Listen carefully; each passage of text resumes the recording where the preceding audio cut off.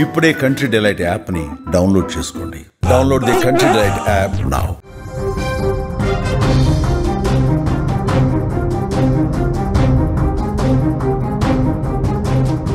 ఇవాళ మనవరాలుంటే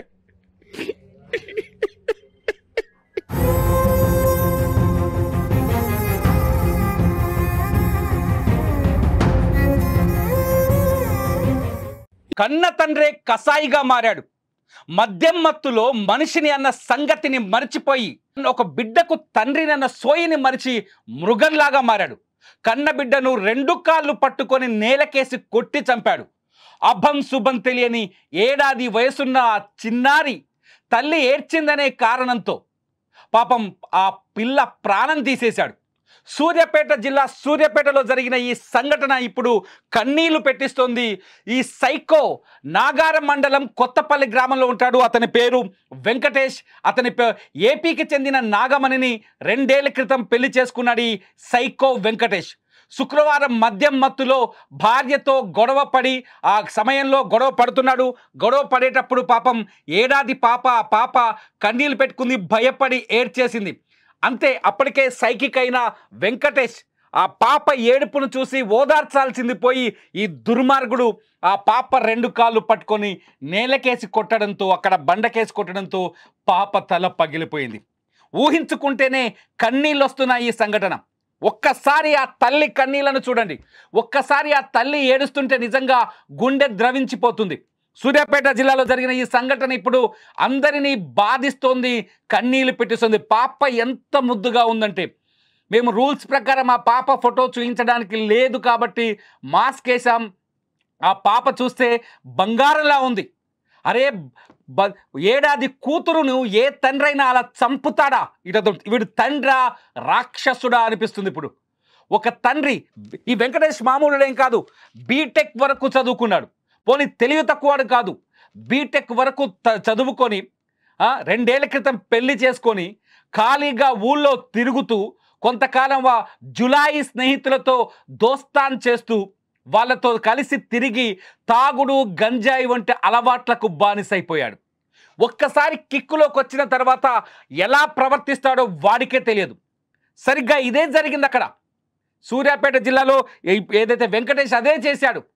ఇంటికొచ్చాడు, పీకల దాకా తాగి ఇంటికొచ్చాడు. మరి గంజాయి తాగిండో తెలియదు, మందు తాగుతున్నాడని వాళ్ళ కుటుంబ సభ్యులు చెప్తున్నారు. తాగేసి ఇంటికొచ్చి భార్య నాగమణితో గొడవ పెట్టుకోవడం మొదలుపెట్టాడు. శుక్రవారం రాత్రి, అంటే నిన్న రాత్రి జరిగింది, సాయంకాలం జరిగింది సంఘటన. భార్యతో గొడవ పెట్టుకొని భార్యని కొట్టడం, వేధించడం చేస్తున్నాడు.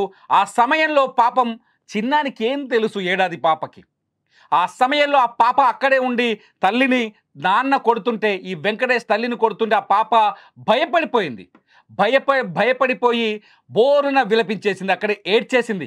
నేను తిడుతూ ఉంటే, లేకపోతే ఆ ఏడుపు వీడికి, ఈ సైకోకి ఇబ్బందికరంగా మారిందో ఏమో. పాపం ఆ పసిది ఆ టైంలో లేకుంటే, అక్కడ ఆ ప్లేస్లో లేకుంటే బతికేదేమో. వెంటనే ఆ పసిదాన్ని 2 కాళ్ళు పట్టుకొని నేలకు కొట్టేశాడు. అక్కడికక్కడే రక్తపు మడుగులో పడిపోయింది ఆ చిన్నారి. ఆ చిన్నారిని కాపాడేందుకు తల్లిదండ్రులు పరిగెత్తుకుంటూ సూర్యాపేట ప్రభుత్వ ఆసుపత్రికి పరిగెత్తుకుంటూ వెళ్ళారు. ఒకసారి ఆ సీన్ చూడండి. సూర్యాపేట ప్రభుత్వ ఆసుపత్రి దగ్గర పరిగెత్తుకుంటూ పోయారు. అక్కడికి వెళ్ళిన తర్వాత పాప చనిపోయిందని చెప్పారు. సూర్యాపేట ప్రభుత్వ ఆసుపత్రికి చూడండి ఒకసారి, ఆసుపత్రి దగ్గర పరిస్థితులు చూడండి. ఆ పాప చనిపోయిందని తెలిసిన వెంటనే ఆ తల్లిదండ్రులు బోరున విలపిస్తున్నారు. బంధువులంతా హుటాహుటిన అక్కడికి చేరుకున్నారు. అందరూ ఆ పాప డెడ్ బాడీని చూసి ఏడుస్తూ బయటకు వస్తున్న ఆ సీన్ చూడండి. ఏడాది పాప ఏం చేసింది? ఏం తప్పు చేసిందా ఏడాది పాప? ఏం తప్పు చేసిందా ఏడాది పాప? ఈ దుర్మార్గుడి కడుపులో పుట్టడమేనా? ఈ తాగుబోతు కడుపులో పుట్టడమే ఆ పాప చేసిన తప్ప? ఈ తాగుబోతు కడుపులో పుట్టడమేనా? ఈ అమాయకురాలైన నాగమణి భర్తని ఎంత కంట్రోల్ చేయాలనుకుంది, తాగుడు నుంచి కంట్రోల్ చేయాలనుకుంది. బీటెక్ చదివాడు కదా, ఏదైనా మంచి ఉద్యోగం చేస్తాడనుకుంది. కానీ కొద్ది రోజులుగా తాగుడు కోసం తాగుబోతుగాళ్ళ వెంట తిరిగాడు. కూలి పనులకు వెళ్ళి ఆ డబ్బులు తీసుకొచ్చి తాగేసి ఇంటికొచ్చి భార్యని వేధించడం మొదలుపెట్టాడు. ఒకసారి మీరు ఆలోచించండి, మీ పిల్లలు, మీ కుటుంబంలో మీ కొడుకు, మీ కన్న కొడుకు ఇలా తయారైతే, తాగుబోతుగా తయారైతే ఎంత ప్రమాదకరంగా మారుతుంది. ఏ భార్య తాగుబోతు భర్తను భరించగలుగుతుంది? పీకల దాకా తాగేసొచ్చి ఇంటికొచ్చి భార్యపై దాడి చేస్తుంటే, పీకల దాకా తాగేసొచ్చి కుటుంబ సభ్యుల్ని బాధ పెడుతుంటే ఎవరు భరించగలరు? అలాగే నిలదీయాలనుకుంది నాగమణి భర్తని. కానీ నిలదీసే క్రమంలో పాపం అభంశుభం తెలియని ఆ చిన్నారి అక్కడే ఉంది, ఏడ్చింది. దీంతో చిన్నారిని 2 కాళ్ళు పట్టుకొని నేలకేసి కొట్టాడు. ఈ సంఘటన నిజంగా కన్నీళ్ళు పెట్టిస్తుంది. ఒక్కసారి ఆ తల్లి ఏడుపు వినండి, మీ గుండెలు కరిగిపోతాయి, మీ కళ్ళ నుంచి కన్నీళ్లు కారుతాయి.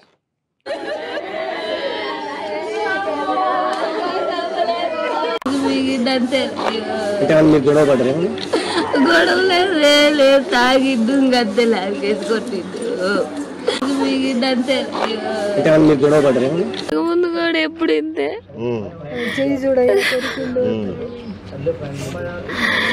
ఇంతే చేస్తుండే. నేను ఇంటికి పోయినా మా అమ్మ వాళ్ళ ఇంటికి. నేను వచ్చి వారమే అవుతుంది. ఇడికి వారంలో నా బిడ్డను కాసేసిండవు.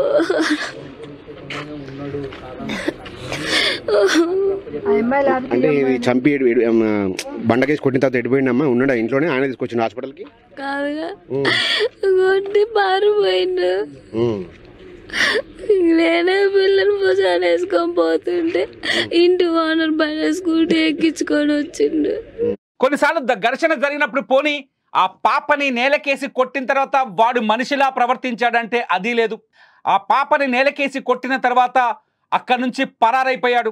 దీంతో పాపం నాగమణి ఆ బిడ్డని భుజానికెత్తుకొని ఆసుపత్రి వైపు పరిగెడుతుంటే స్థానికులు కొందరు సాయం చేసి ఆసుపత్రి దాకా తీసుకొచ్చారు. ఇంతవరకు ఆ బిడ్డ పరిస్థితి ఏంటో కూడా కనుక్కోలేదు ఆ దుర్మార్గుడు. ఇంతవరకు తన కూతురిని నేలకేసి కొట్టాను కదా, ఆ బిడ్డ పరిస్థితి ఆరోగ్యం ఎలా ఉందని కూడా కనుక్కోలేదు. పాపం ఆ చిన్నారి ప్రాణాలు కోల్పోయింది. ఈ తండ్రి కడుపున పుట్టిన పాపానికి ప్రాణాలు కోల్పోయింది. ఈ తాగుబోతు కడుపున పుట్టిన పాపానికి ప్రాణాలు కోల్పోయింది. ఈ దుర్మార్గుడి కడుపులో పుట్టినందుకు ప్రాణాలు కోల్పోయింది. నిజంగా అతను ఒక జులాయి అని వాళ్ళ కుటుంబ సభ్యులే చెప్తున్నారు.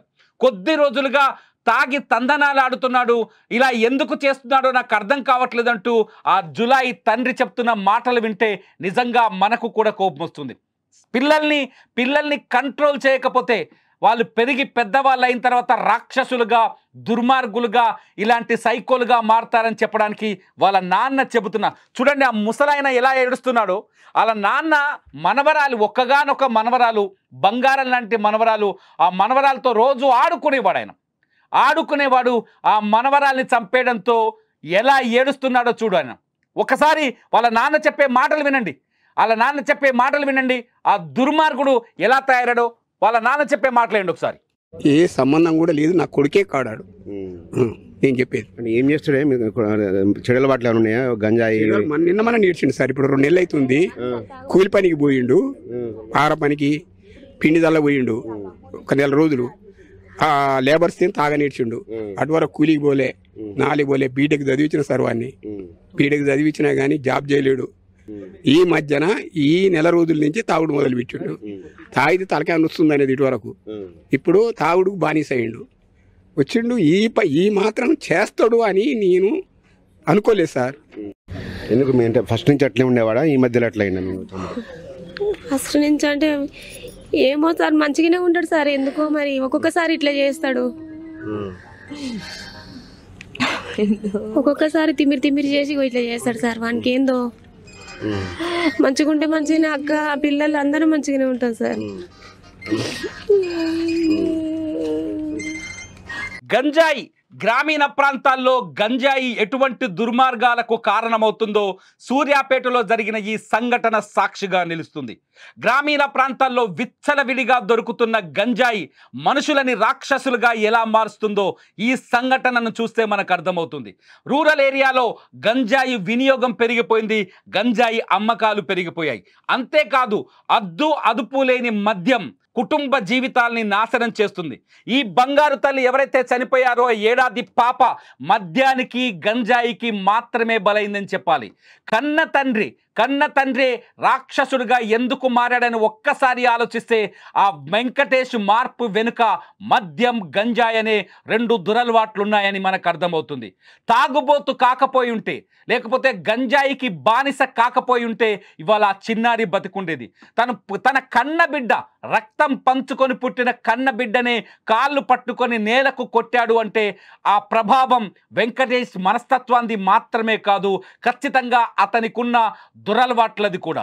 అతను తాగుబోతని, గంజాయి తాగుతున్నాడని, మద్యం సేవిస్తున్నాడని కన్న తండ్రే చెబుతున్నాడంటే మనం పరిస్థితిని అర్థం చేసుకోవచ్చు.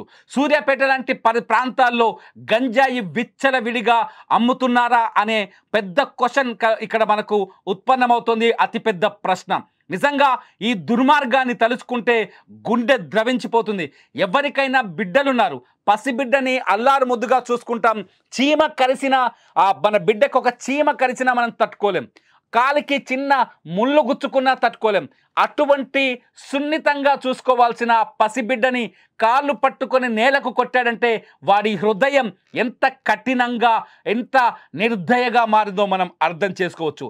ఇంత క్రూరంగా ఎందుకు ప్రవర్తించాడు అంటే కేవలం మద్యం గంజాయి. మళ్ళీ చెప్తున్నాను, గంజాయి మత్తులో, మద్యం మత్తులో జరుగుతున్న దుర్మార్గాలకు నిలువెత్తు నిదర్శనం ఇవాళ సూర్యాపేటలో జరిగిన ఈ సంఘటన. మీరేమనుకుంటున్నారు? వెంకటేష్ లాంటి వ్యక్తుల జీవితాల్ని నాశనం చేసి వాళ్ళని క్రిమినల్స్గా మారుస్తున్న ఈ మద్యం గంజాయి అలవాట్లని తిప్పి కొట్టాలంటే ఎటువంటి చర్యలు తీసుకోవాలి? మీరేమనుకుంటున్నారో ఈ వీడియో కింద కామెంట్ చేయండి.